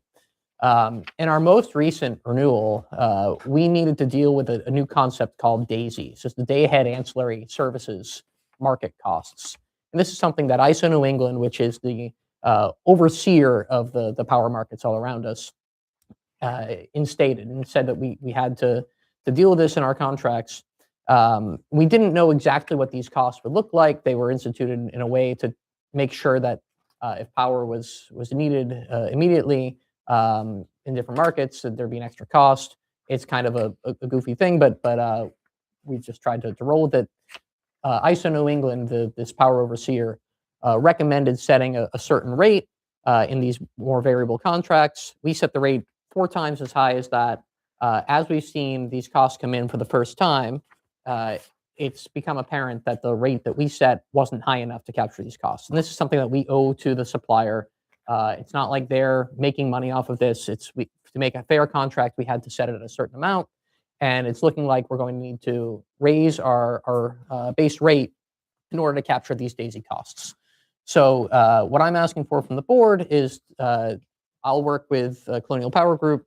They'll go out to market and we'll get the final rate. But it's looking like for folks who are on the Community Power Choice rate, we'll be about $7 a month higher than we are right now, which means $6 a month higher than Eversource basic service rates.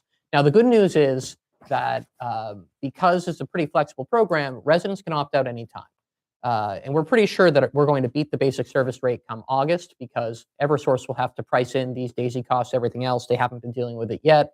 But once they do, those rates should be look much more advantageous for us. But until August, we're going to have about $6 a month higher than that Eversource basic service rate. And it's not a difficult process to get out of the program. And we will provide information on how to do that. And if people are interested in doing so, starting with the April bills, you can absolutely do that and then jump back on in August. So, and for the folks who don't do that, it's around $6 or $7 more a month than basic service. So while we prefer to be having savings for folks, I think overall it's good to have this as an option. And I like that it's a flexible plan. So I'm looking for the board to authorize me to sign this agreement, just so we can make sure that we're paying for these daisy costs. And also in the future, if we're not happy, can we opt out of it? the That's town? correct. When this So contract ends, we can choose not to re-up. Anybody can opt out of this if they want. And in their contract language, they have the right to make the changes too, I believe, right? That's correct, yes. And if these daisy costs end up changing dramatically and the town is actually getting the bad end of the deal, we can renegotiate that and we get the costs back. And after discussion with you and looking at this, right now, I think it's in the best interest of the town to let you go ahead with them, Andrew, but that's me. Yes, it was explained to me as well. I think it's okay now. It's still pretty complicated, but it's And I apologize how that it it is, yeah. was made more complicated in the beginning, but I think we're arriving at somewhere that makes some more sense. yeah. And yourself? Something still just seems weird about this to me. And I don't think I'm going to, my opinion on that is not going to change. I mean, this doesn't taste good. I agree with you, Yeah, but it's very complicated. right yeah. now, I think it's in our best interest, so. Well, anyways, I suppose we'll take a vote on it. Why not? I'll make a motion to allow town administrator to sign proposed amendment to community power choice agreement. I'll second that. I have a motion made, motion seconded. Any discussion? All in favor? Aye. Aye, 2 ayes and I'm going to, nay.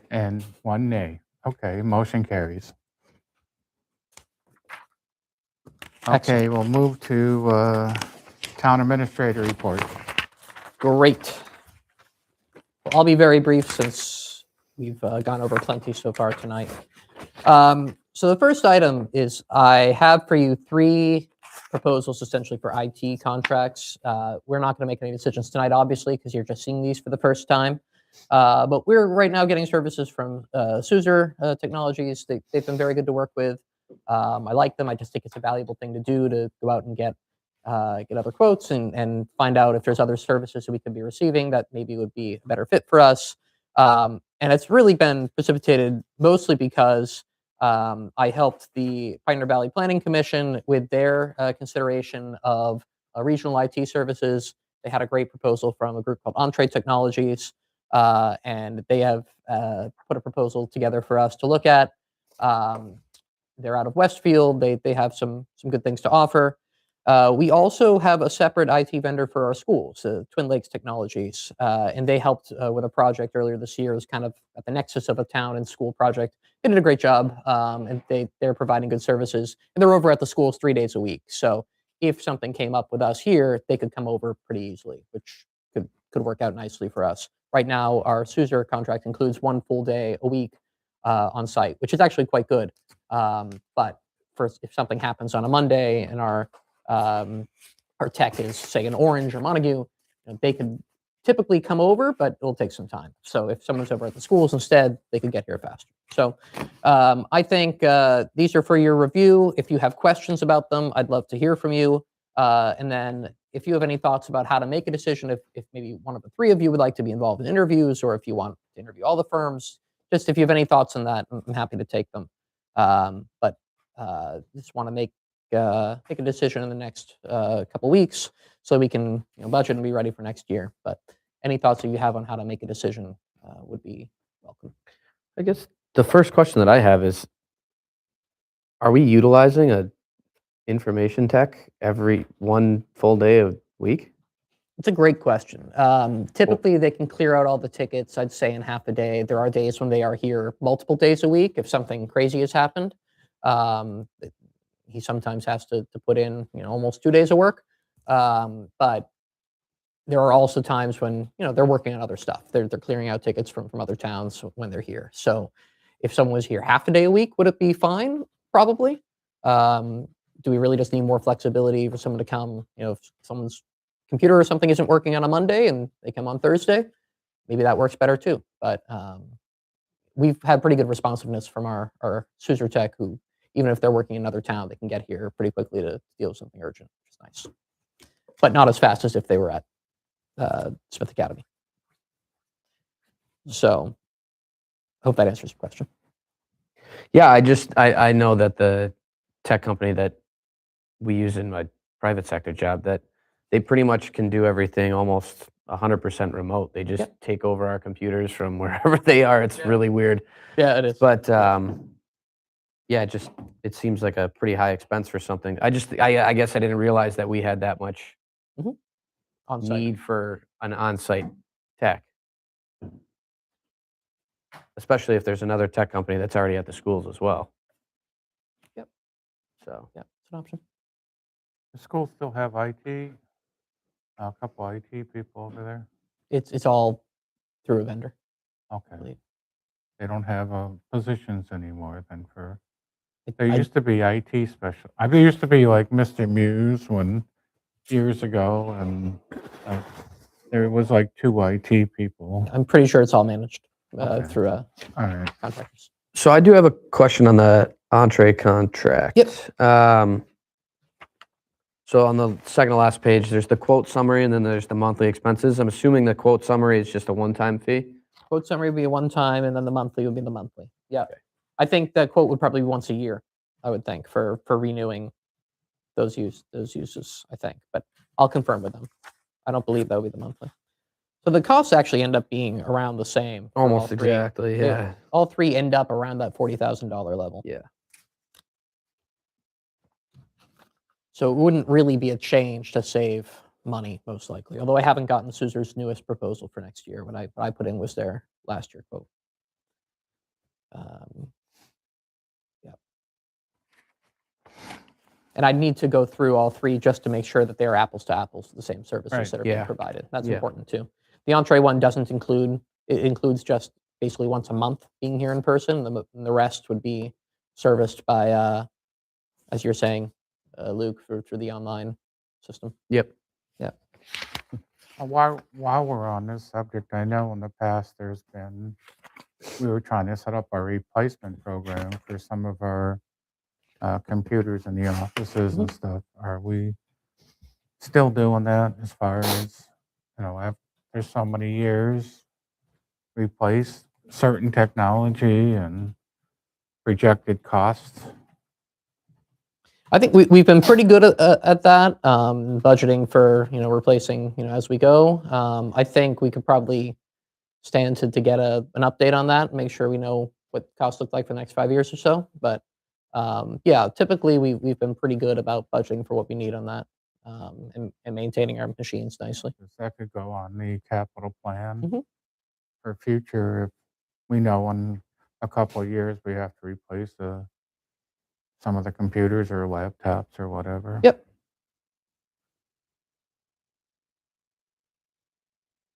This technology stuff doesn't last that long. No.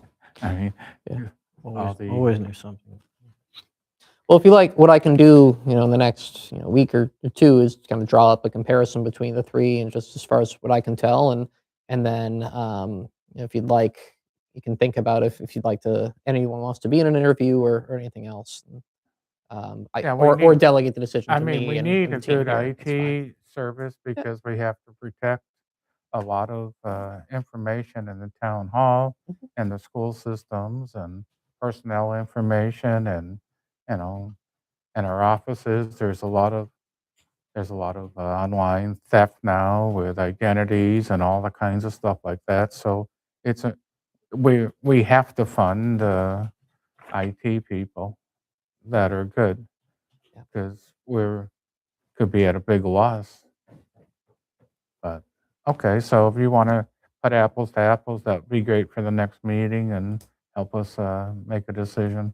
Also, I would love to see a comparison to other towns of our size. Sure. I just think it seems excessive that we're already paying to have someone in the schools for 3 days a week and additionally one person here. It seems like a lot of overhead for such a small community. Used to be 2 IT people in the schools. But some of that they were also teaching a class. This is not teaching a class. This is strictly tech support. And that I think is the big difference. Well, I mean, there was Mr. Muse. He did the TV studio and stuff. And when it first started, I remember being on the committee at the very beginning of getting computers into the schools. So, I mean, I'm not saying I'm getting old, but I'm getting old. But sure. I mean, it's just It just- grown and grown and grown. Yeah, I guess I'm just not educated enough on Yeah.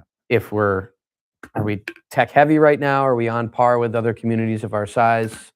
Is there an opportunity to renegotiate an existing contract to include the town hall as well as the school system with a current provider? But to me, it seems like we're a little. Well, you make a good point. excessive. It's worth looking at. Yeah. Yes, it's definitely worth looking at. Yeah. Great. Okay. Okay, that sounds good to me. All right. All right. So, Hampshire County Group Insurance Trust, you already acted on creating the IAC, which is excellent. So what we'll need to do is bring them any potential changes to plans. It's looking like the Group Insurance Trust tomorrow will vote to increase rates by 12.4% for FY27, which is better than the 20% they had floated earlier. That would also include some modest deductibles and copay changes. The deductibles that they're floating would be $250 for individuals, $500 for families. That would have to be bargained with the PEC.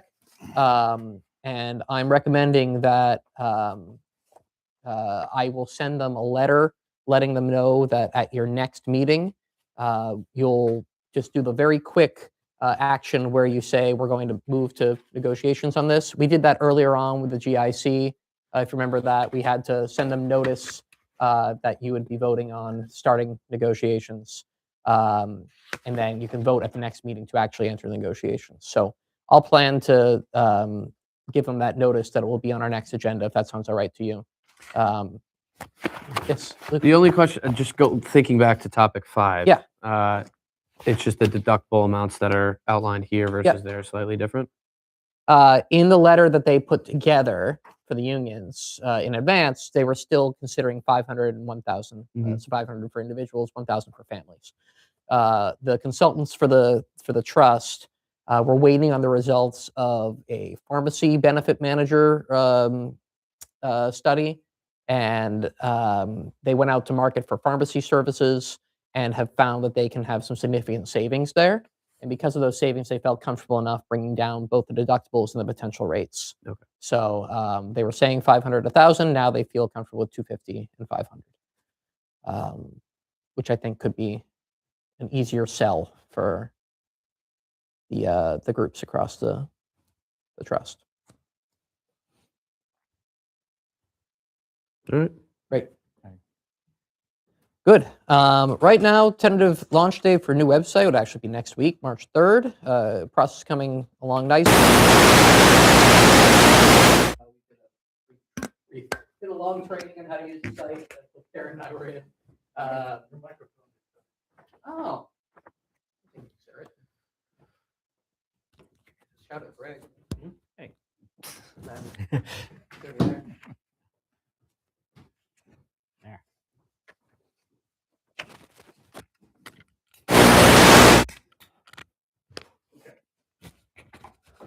Can you hear me now?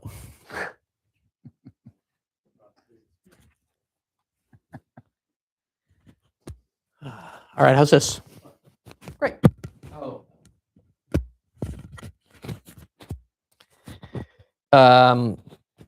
We just need to finish content migration, and once that's all set and we feel confident with how folks are using the site, then we'll be ready to launch. If we need to push it back a week or two, then we will, but we're making good progress there.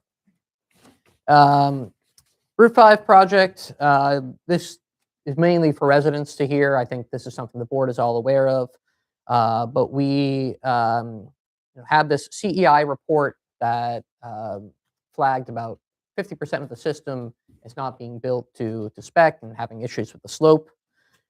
So we have hired an independent engineer, which is something that Gielaher wanted to see because they disputed some of the findings of that report. Ty and Bond will be out in the field starting Thursday of this week. It will be out Thursday and Friday to evaluate the system. And we've also reached out to the bonding company for Gielaher for assistance, as we feel that the timeline has been extended so significantly that it would make sense for them to get involved. So that's what we've done. And then general bids for the elementary school roof will not be in tomorrow. They'll be in next week. We extended a week because some of the filed sub bids came back much higher than they really should have due to some of the phrasing in the bid. So we've rejected all of the bids for, I believe it's the HVAC work that really should have been done differently. And the general contractor will carry that instead. Instead of costing over $190,000, it'll cost more like $25,000. So that will help us out a little bit. So that's that. I think that's all I have for you for my update, unless you have any questions. Any questions? Old business? Oh, I guess I should say one other thing. So as you know, my family is expecting a second child. The due date is March 6th.